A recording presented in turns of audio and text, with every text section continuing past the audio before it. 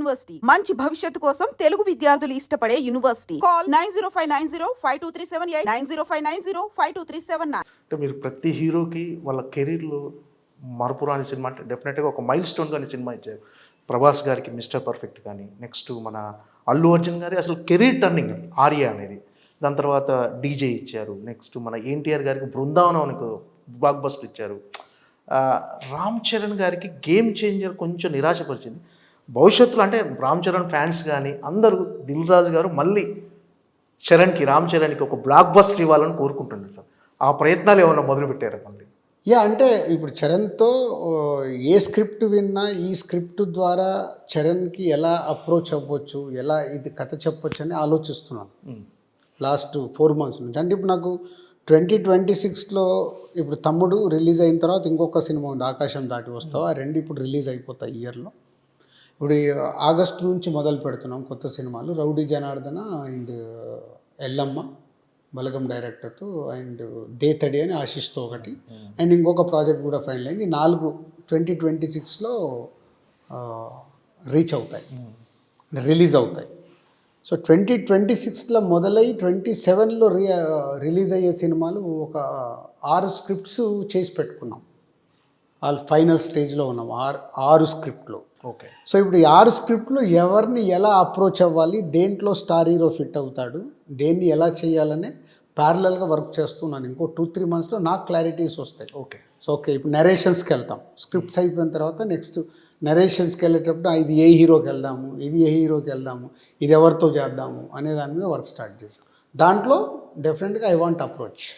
Sir game changer విషయంలో రామ్ చరణ్ గారు శంకర్ని ఎంతైతే నమ్మి, డైరెక్టర్ శంకర్ గారిని ఎంతైతే నమ్మారో, దిల్ రాజు గారిని కూడా అంతే నమ్మి డేట్స్ ఇచ్చారు, ఆ సినిమా చేశారు. అంటే ఆ సినిమా విషయంలో దిల్ రాజు గారే కొంచెం ఎక్కడో కాంప్రమైజ్ అయ్యారు.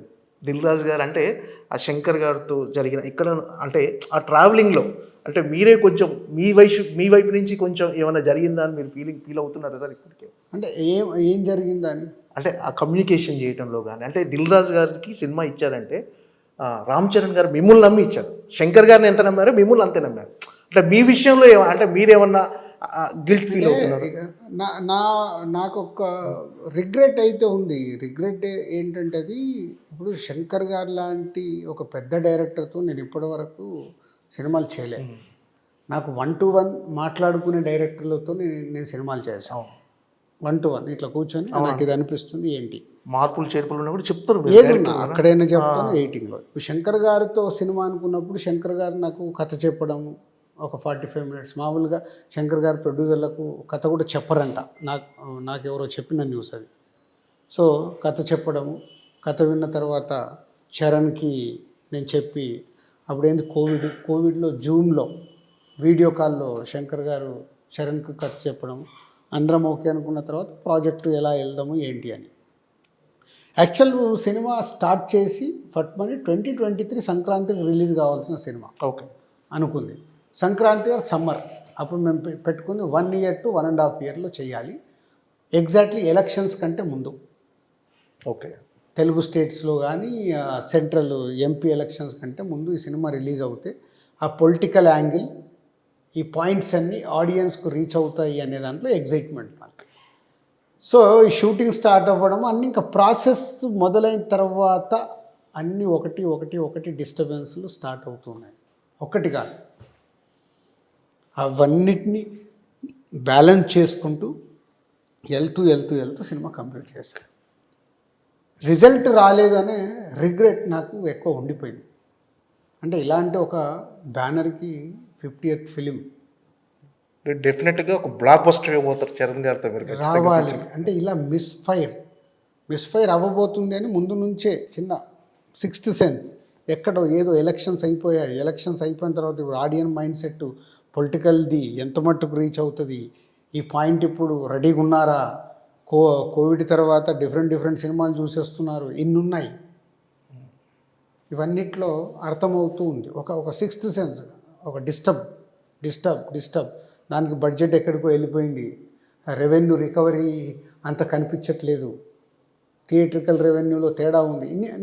ఇన్నిట్లలో ఓకే అందరినీ జాగ్రత్తగా తీసుకెళ్ళి సినిమా కంప్లీట్ చేసి రిలీజ్ చేయగలం. ఓకే. ఫైనల్గా అంటే చాలామంది యువ నిర్మాతలు కానీ చాలామంది ఇండస్ట్రీ వచ్చే ముందు ప్రొడ్యూసర్గా దిల్ రాజు గారి ఇన్స్పిరేషన్ అని చెప్తారు సార్. ఫైనల్గా చెప్పండి సార్, అంటే ఇప్పుడు ఇండస్ట్రీకి రావటం వాళ్ళు సేఫ్ అంటారా కొత్తగా వచ్చే నిర్మాతలు? ఎవరన్నా ఇండస్ట్రీకి వస్తుంటే ఇప్పుడు మార్కెట్ ఉన్న సిచ్యువేషన్ అయితే వెరీ బ్యాడ్. మీ ఇంటర్వ్యూకి రాకుండా ముందు ఒకతను ఎవరో ఓపెనింగ్ కోసం పిలిస్తే అదే చెప్తున్నాను, ఎవరెవరు అని అంటే కూడా అదే చెప్తున్నాను. ఇప్పుడు సిచ్యువేషన్ కరెక్ట్ లేదు. ఇప్పుడు మీరు కొత్త వాళ్ళతో వీళ్ళతో సినిమా అంటున్నారేంటి? మీరు ముందు డైరెక్టర్ నువ్వురా, నేను మాట్లాడతాను. అంటే మనం చెప్తే వాళ్ళు వింటారని కాదు, వాట్ ఈజ్ రియాలిటీ. సిచ్యువేషన్ ఎలా ఉంది? బయటికి వెళ్ళి చూసినప్పుడు లోపలికి వచ్చేటప్పుడు అన్నీ అద్భుతంగానే ఉంటాయి. సో లోపలికి వచ్చిన తర్వాత తెలుస్తుంది. అసలు తెలిసిన తర్వాత సగం మధ్యలోకి వెళ్ళిపోయిన తర్వాత ఏం చేయలేరు. ఏదో రకంగా కంప్లీట్ చేయాలి. ఈ లోపల టైం వేస్ట్, మనీ రిటర్న్ రాదు. పోనీ ఆ ప్రాజెక్టు జరగడం వల్ల ఎవరికైనా ఉపయోగం అంటే ఎవరికి ఉపయోగము ఉండదు. ఎవరో ఒకరు బెనిఫిషియర్ కావాలిగా, ఎవరు బెనిఫిషియర్ కారు. ఇన్ని కారణాలు ఉంటాయి ఒక సినిమా చుట్టూ. అంటే ఒక రెస్పెక్ట్, అంటే మీరు తీసిన సినిమాలు అలాంటివి. ఎగ్జాంపుల్ అంటే ఒక బలగం అనే సినిమా, అంటే అన్ని సినిమాలు ఆర్య కానీ, బొమ్మరిల్లు, కొత్త బంగారు లోకం, శతమానం భవతి కానీ, ఏ సినిమాకి ఆ సినిమానే. కానీ బలగం అనే సినిమా అసలు ఎప్పుడో మర్చిపోయిన జనాలందరూ తెరలు కట్టుకొని చూడటము, మీకు అంటే చాలామంది ఆ టైంలో ఎన్నికల క్యాన్వర్సింగ్ కూడా ఉపయోగించుకున్నారు బలగం అనే సినిమాని. అంటే అది తలుచుకున్నప్పుడు ప్రౌడ్గా అనిపిస్తుంది సార్ అలాంటి. డెఫినెట్గా. అంటే దానికంటే ముందు బలగం సినిమా కంటే ముందు హర్షిత్ ఒకరోజు, సో ఇలా అంటే వాళ్ళందరూ కొంచెం సోషల్ మీడియాలో అక్కడిక్కడ ఉంటారు, నేను కొంచెం సోషల్ మీడియాకి దూరంగా ఉంటాను. ఎవరైనా పంపించింది చూడడం తప్పితే. హర్షిత్ ఎలా అయిందంటే 2023 బలగం మార్చిలో రిలీజ్ చేసాం. సో కొంచెం అక్కడ రకరకాలు అవి వస్తున్నాయి, ఇవి వస్తున్నాయి, ఇది ఉంది అది ఉంది అని చెప్తే కూర్చోబెట్టుకొని ఒకటే చెప్పాను, హర్షిత్ ఇక్కడ గెలవాలంటే నువ్వు ఒక మంచి సినిమా ఇవ్వాలి. ఓకే, నువ్వు నెగిటివ్ ఏది వచ్చినా నువ్వు పట్టించుకోవచ్చు. ఎందుకంటే మన చుట్టూ నెగిటివ్ లేకుంటే నీ విలువ తెలియదు. నీ విలువ ఎప్పుడు తెలుస్తుంది? ఆ నెగిటివ్లోకి వెళ్ళి కూడా నువ్వు సక్సెస్ ఇచ్చిన రోజు, ఆ సక్సెస్ నలుగురికి ఉపయోగపడిన రోజు ఒక్క నెగిటివ్ కనిపించదు.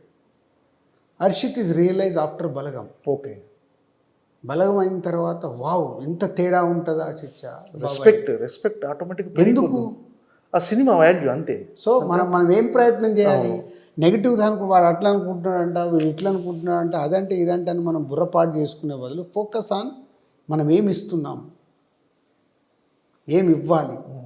దీనివల్ల డబ్బే కాదు. ఇప్పుడు సంక్రాంతికి వస్తున్నాం, సినిమా బ్లాక్ బాస్టర్, డబ్బు కావాల్సినంత వచ్చింది. ఓకే, సో ఒక పక్కన ఒక ఫ్లాప్ సినిమా, ఆ ఫ్లాప్ సినిమాని మర్చిపోయేలాగా చేసింది. అంటే నిజంగా మాకు అదొక చేంజ్ ఓవర్ లైఫ్లో. ఇప్పుడు మా 22 ఏళ్ళ ఎక్స్పీరియన్స్లో ప్రొడ్యూసర్గా ఒక చేంజ్ ఓవర్.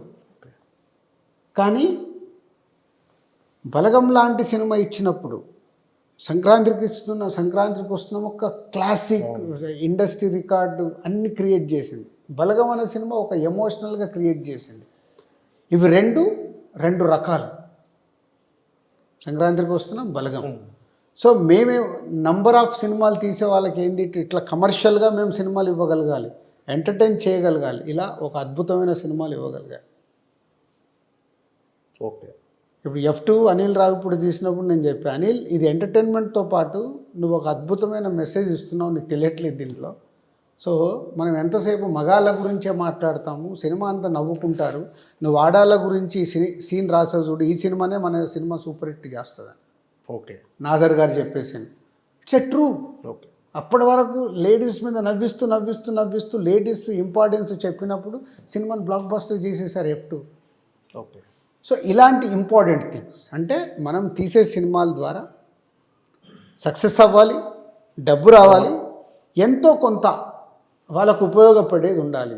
దానివల్ల 100 మంది చూసినప్పుడు 1-2 దాని గురించి రియలైజ్గా మేము చాలా సక్సెస్ అయినట్టు.